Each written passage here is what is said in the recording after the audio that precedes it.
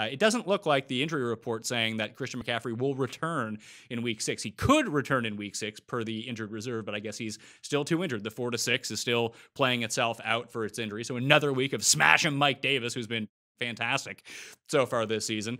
Just continue to ride with Mike Davis.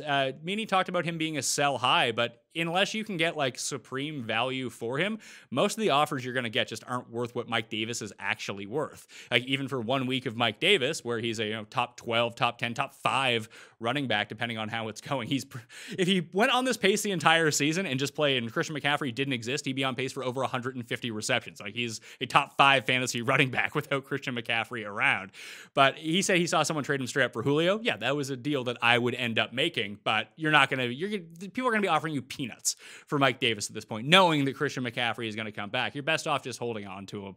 And if McCaffrey is out, another 3 weeks instead of another 1 week, then all of a sudden you get 6 total weeks of a running back one. It worked out pretty well in your favor. That's what you want out of a pickup. That is the optimal situation, realistically, that you picked this guy up. He did everything that you thought that he was going to do.